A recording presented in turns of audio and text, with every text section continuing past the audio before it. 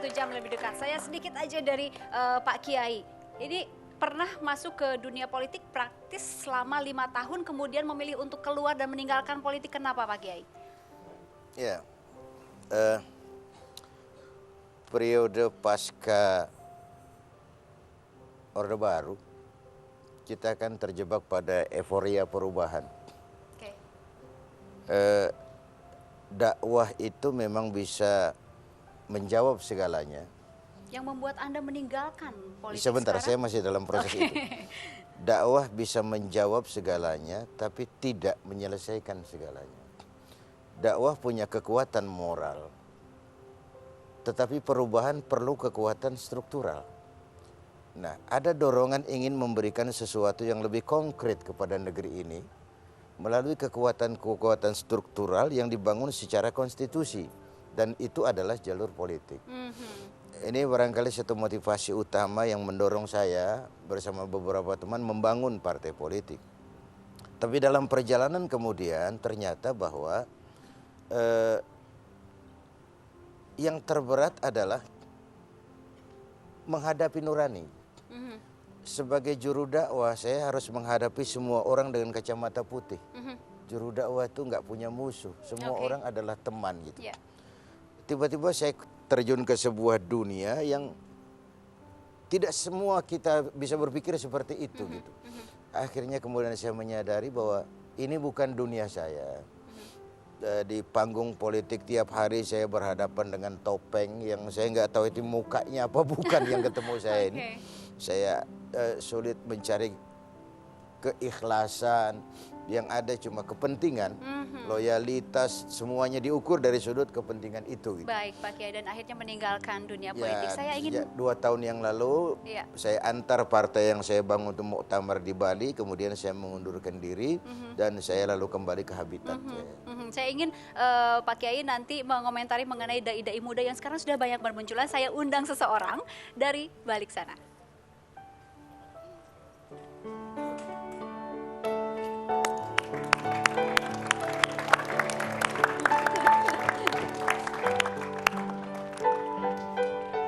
Assalamualaikum Ustadz. Salam. Saya memanggil Anda Uje, Ustadz. Ya Allah. Sehat. Allahumma sholli. Aduh ya Allah, ini orang tua gimana sehat? Aduh, yang muda kesalahan. Bang Uje, saya langsung aja bertanya ke Bang Uje. Idola Anda, Pak Ya, Kiai? pasti. Apa yang membuat Anda? Beliau inspirator saya. Karena yang muda ini nggak punya bahan apa-apa. Jadi kita mengambil bahan dari yang tua-tua. Yang tua-tua dalam arti senior. Ilmu ya, ilmu, pengalaman, kedekatan kepada Allah. Kemudian yang muda ini mengumpulkan bahan itu menjadi satu, dijahitlah baju yang baru. Saya pernah waktu itu undang beliau datang ke tempat saya di Pangeran Jayakarta di Budi Rahayu dengan kondisi yang hujan dan banjir. Beliau datang. Tahun itu berapa sesuatu ingat yang kurang lebih ada 5-6 tahun yang lalu kalau nggak salah. Saya masih keliling musola gitu. Dan itu yang menjadi apa ya, semangat. 5-6 tahun yang lalu masih keliling musola, kemudian sekarang sudah keliling ke musola juga. musola sama. juga. apa yang diterapkan dan Anda ambil dari seorang Kiai Haji Zainuddin MZ? Banyak sekali, maaf, penceramah yang bicara sendiri. Tapi kalau beliau kan tidak, komunikatif. Gitu kan, tahu dengan siapa beliau bicara gitu. Dan harus apa dan harus bagaimana. Jadi beliau termasuk salah satu guru yang saya banggakan. Meskipun secara tidak langsung saya tidak pernah belajar, tapi lewat media saya bisa lihat beliau. Oke, Pak Kiai, saya ingin Anda memberikan komentar Anda untuk seorang dai-dai muda seperti Uje yang katanya Ustadz Gaul. Iya, saya yang termasuk yang percaya bahwa tiap zaman akan melahirkan anak-anaknya sendiri, yang dia akan harus mampu menjawab tantangan zamannya.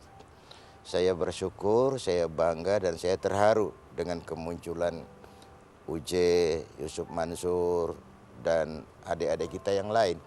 Karena memang seharusnya itu jangan patah tumbuh hilang berganti karena telat. Belum patah mestinya sudah harus berganti. Gitu. Apalagi tantangan dakwah ke depan ini semakin banyak dan variabel. Karena dakwah Islam itu kan memberikan jawaban Islam terhadap masalah-masalah kehidupan. Jadi dia survival. Karena itu seorang juru dakwah ke depan harus, tapi polanya intinya begini. Kalau sampaikan dari aku walaupun sekedar satu ayat, itu kan amatir. Tiap orang bisa dan boleh. Namun ketika Quran memberikan isyarat hendaknya ada di antara kamu sekelompok orang yang berseru kepada kebajikan, mencegah yang munkar, menegakkan yang ma'ruf. Itu isyarat Quran kepada profesionalisme dakwah. Gitu. Nah, kalau dakwah dikerjakan secara profesional dalam tanda kutip, nah kita harapkan itu yang bisa membangun masyarakat bangsa kita. Oke, ini saya ingin ke Mas Kiwil. Dai, yang itu dai KW1 juga lah, boleh disebut seperti itu. Ini dai. Ya ini juga dai. Daah. Dai, daah, ida. Bang Mali, mau ikut dakwah juga? Kalau saya ikut dakwah, kasihan seni saya nanti. Sebab ini biang-biang dakwah sudah ada. Jadi di situ sudah diatur, rezeki masing-masing ada rezekinya. Ini khusus dakwah, karena perjuangannya dakwah. Saya seni, perjuangannya seni. Oke. Kalau Bang Kiwil mau? Bingung ngomongnya. Insya Allah belok ke dakwah? belajar menjadi yang lebih baik lagi. Udah tua ketinggalan. Ngomong tua kenceng banget. Ada ingin berdakwah nggak? Seperti Ya, seperti UJ disampaikan, misalnya. mungkin yang masih amatir-amatiran lah, ya walaupun sedikit masih amatir, tapi insya Allah untuk menjelang ke profesional kan bisa belajar dari Pak Kiai sendiri, dari Pak Uj sendiri. Dari friend Uj. Yo, coy. Nih, Bang Uj.